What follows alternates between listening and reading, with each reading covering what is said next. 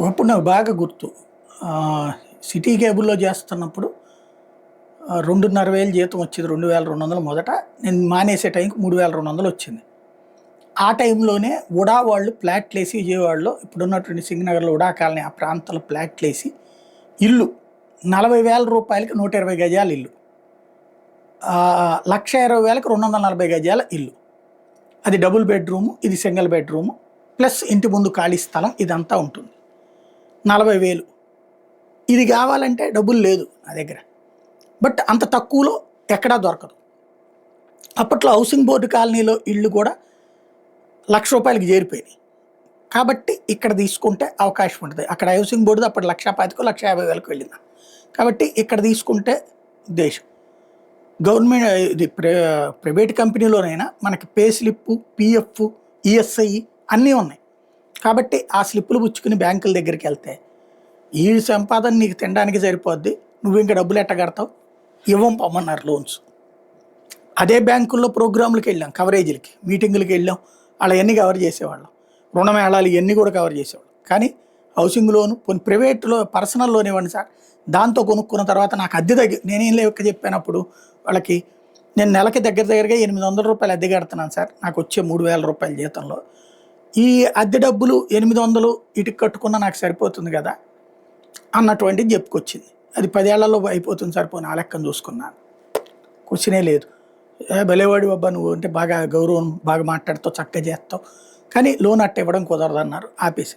తర్వాత తేజకి జాయిన్ అయ్యాక 5,000 జీతం ఉండేది.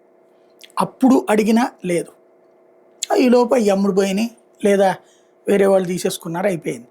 ఇదంతా ఎందుకు చెప్తున్నా అంటే ఆ రోజుల్లో అట్లాగే. ఇప్పుడేమో చిరాకు పుట్టే లెవెల్లో ఫోన్ చేస్తారు, మీకు పర్సనల్ లోన్ శాంక్షన్ అయింది, మీరు అంటే నిమిషం వేసేస్తాం, ఆ అకౌంట్లో వేసేస్తాం, ఆ బ్యాంక్ నుంచి ఈ బ్యాంక్ నుంచి అని చెప్పేసి. అది అక్కర్లేదంటే క్రెడిట్ కార్డు ఇస్తాం మీకు, లేకపోతే అది ఇస్తాం ఇది ఇస్తాం. వద్దురా నాయన అంటున్నా సరే చెప్తూనే ఉంటారు. అంటే మన దగ్గర ఆదాయం ఉన్నప్పుడు వాడు అప్పిస్తాడు, మన దగ్గర ఆదాయం లేనప్పుడు వాడు అప్పివ్వడు.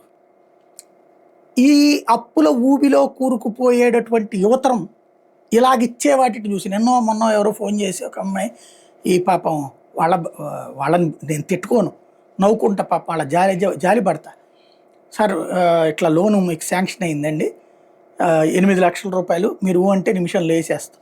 వద్దమ్మా నాకు. ఎందుకనండి? ఎందుకే ఉంది, వద్దు అప్పు తీసుకోదలుచుకోలేదండి. అలా కాదండి, ఏదైనా కొనుక్కోవచ్చు కదా, కారు కొనుక్కోవచ్చు కదా, ఇంట్లోకి కావాల్సిన ఏమైనా కొనుక్కోవచ్చు కదా, మీ ఇంట్లో వాళ్ళకి నగలు కొనుక్కోవచ్చు కదా అంటే మనల్ని టెంప్ట్ చేస్తున్నారు దీనికోసం అన్నట్టు. వద్దో ఇప్పటికే నాకు 8 లక్షలు అప్పు ఉందమ్మా, అది తీర్చుకుంటున్నాను నెల కిస్తీలు, వద్దంటే అది ఉందని తెలిసి కూడా ఇస్తున్నాం సార్, ఇట్లుంది అంటే అలవాటు చేస్తారు. అయితే ఇదివరకు ఇట్లాంటి ఊబిలోకే కూరుకుపోయినటువంటి యువతరం కరోనా ఇంపాక్ట్ కావచ్చు, ఆ తర్వాత జరిగినటువంటి ఆర్థిక సంక్షోభాల ఇంపాక్ట్ కావచ్చు, రుణాలు తీసుకోవడం తగ్గించారట. ఇది తాజాగా తేలుతున్నటువంటి అంశం. రుణాలు తీసుకోవడానికి యువత తగ్గించడంతో గత ఆర్థిక సంవత్సరం చివరి త్రైమాసికంలో చిన్న మొత్తం రుణాల విపణి నెమ్మదించింది. ఈ ఏడాది మార్చిలో కొత్త రుణాల కోసం చేసుకున్న దరఖాస్తుల్లో వృద్ధి 5%కే పరిమితమైంది. ట్రాన్స్ యూనియన్ సిబిల్ నివేదిక ఇది చెప్తోంది. 2024 మార్చిలో వృద్ధి రేటు 12% ఉంది. ఏడాది ఫిబ్రవరిలో రెపో రేట్ 25 బేసిస్ పాయింట్ల మేర ఆర్బీఐ తగ్గించిన చిన్న మొత్తం రుణాల్లో వృద్ధి నెమ్మదించింది. దీంతో క్రెడిట్ మార్కెట్ ఇండికేటర్ సిఎంఐ 97 పాయింట్లను దిగి వచ్చింది. ఇది 2 ఏళ్ల కనిష్టం అని నివేదిక చెబుతోంది. వస్తువుల కొనుగోలుకు రుణాలు, క్రెడిట్ కార్డుల విభాగంలో వృద్ధి నెమ్మదించింది. మెట్రో నగరాలు, పట్టణ ప్రాంతాలు 35 ఏళ్ల లోపు యువత రుణాలు తీసుకోవడానికి తగ్గించడమే ఇందుకు కారణం. ఆర్థిక సంవత్సరం మొత్తం రుణాల మంజూరులో కొత్త రుణ గ్రహీతల వాటా 3% తగ్గింది. 3% తగ్గింది. 2025 మార్చి త్రైమాసికంలో యువత నుంచి రుణాల కోసం విచారణల వాటా 56%కి తగ్గింది. 2024 ఇదే కాలంలో 58% ఉండేది, ఇప్పుడు 2% తగ్గింది. క్రెడిట్ కార్డుల మంజూరులో 32% క్షీణత ఉంటాయి. వ్యక్తిగత రుణాల్లో వృద్ధి 13% నుంచి 6%కి తగ్గిపోయింది. వస్తువులు కొనుగోలు రుణాల్లో వృద్ధి 19 నుంచి 6%కి నెమ్మదించింది. అంటే అప్పులు చేసి గొప్పలు పోయే కాన్సెప్ట్ నుంచి బయటకు వస్తున్నారు యువత, సంతోషం.